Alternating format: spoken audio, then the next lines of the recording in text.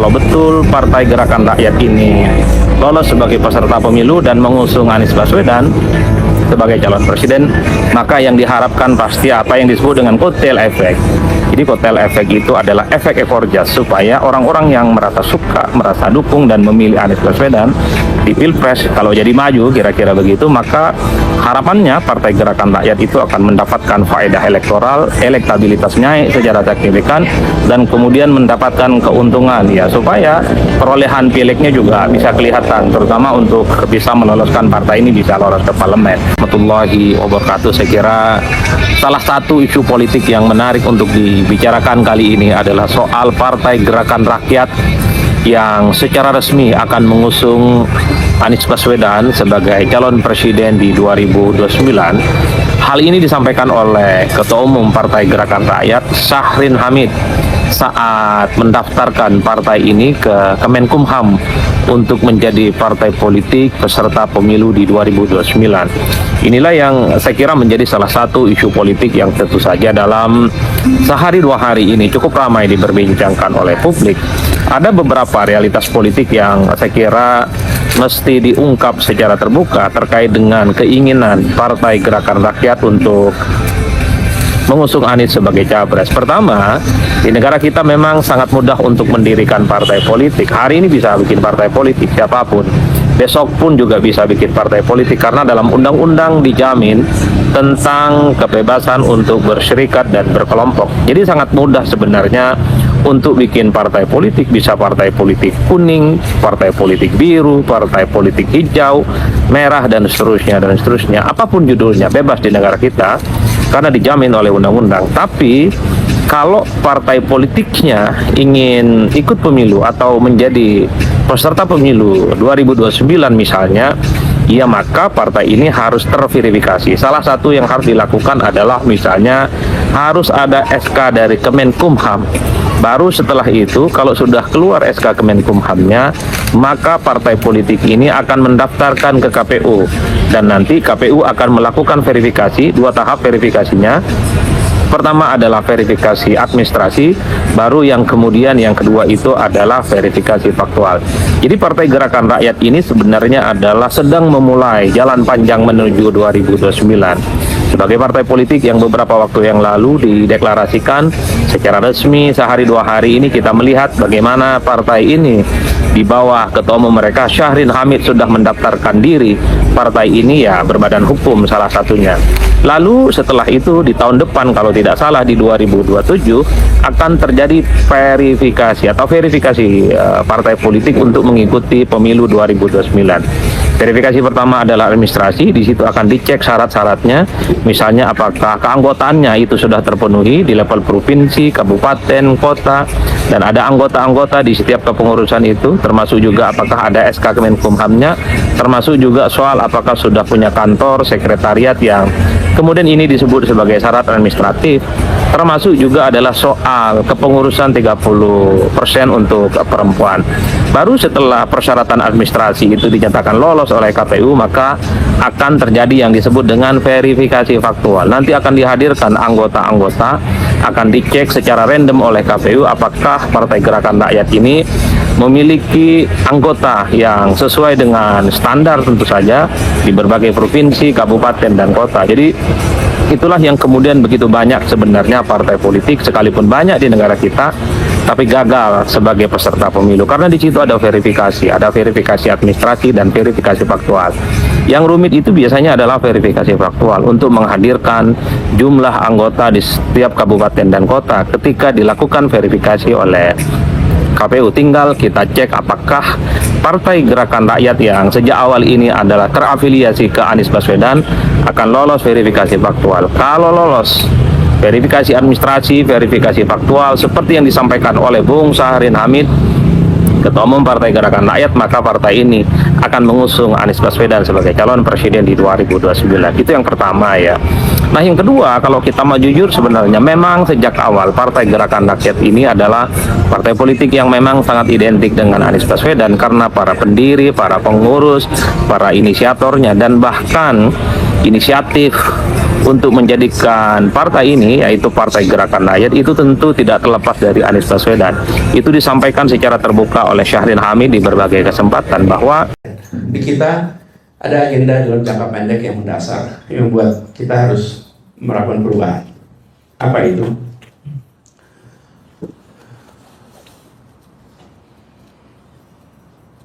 Meritokrasi. Meritokrasi.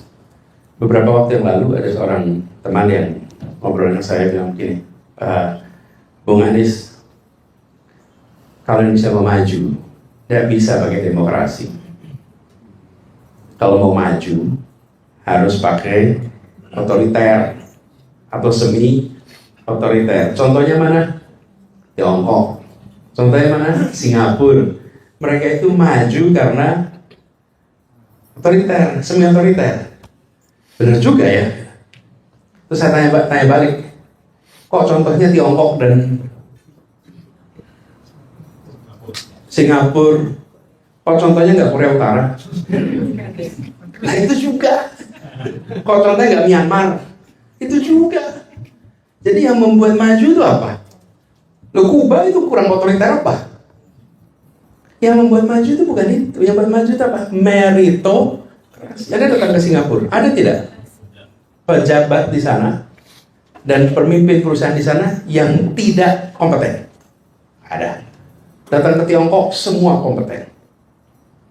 Datang ke Korea, kompeten. Yang membuat mereka maju itu bukan otoriternya saja. Yang membuat mereka maju itu adalah semua pos ditempati orang yang kompeten. Atau dengan kata lain, merit based appointment.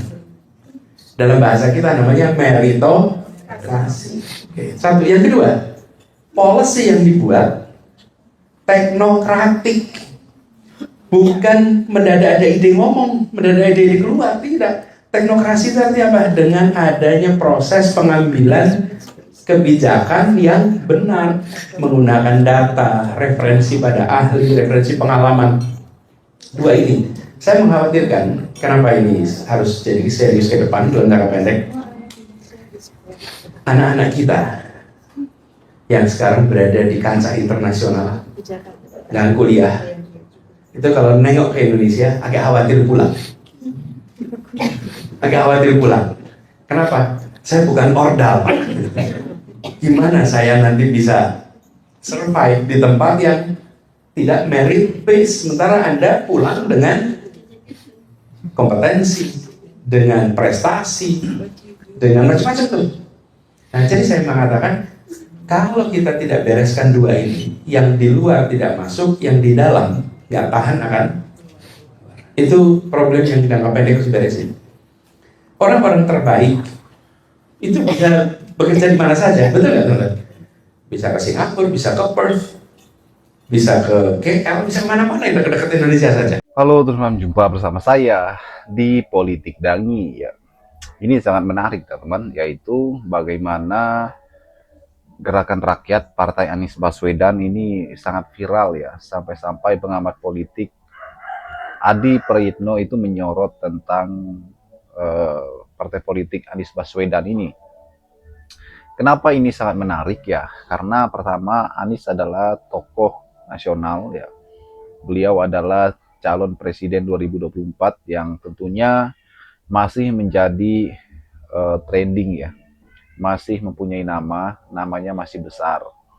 Nah, Gerakan Rakyat ini adalah sebuah partai politik yang diinisiasi oleh Anies sendiri bersama dengan para pendukungnya tentunya teman-teman, diinisiasi oleh para kader-kader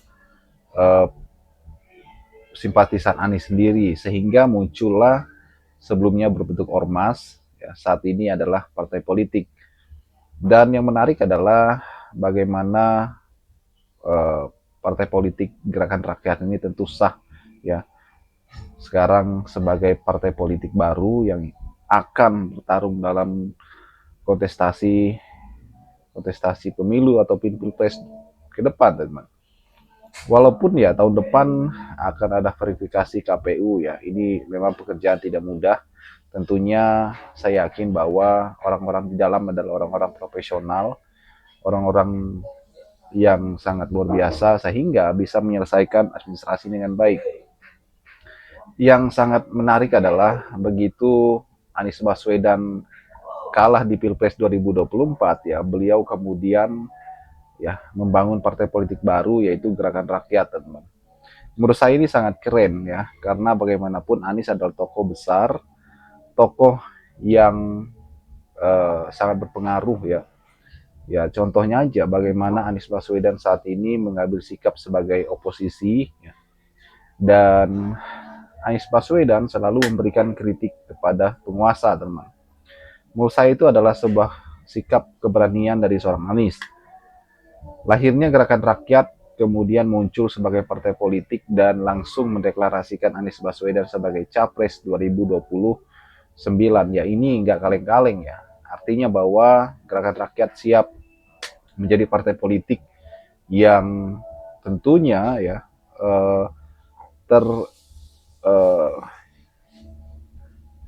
akan mendukung Anies Baswedan, teman, 2029 mendatang. Menurut saya Partai Gerakan Rakyat adalah Anies dan Anies adalah Gerakan Rakyat. Bagaimana menurut kalian?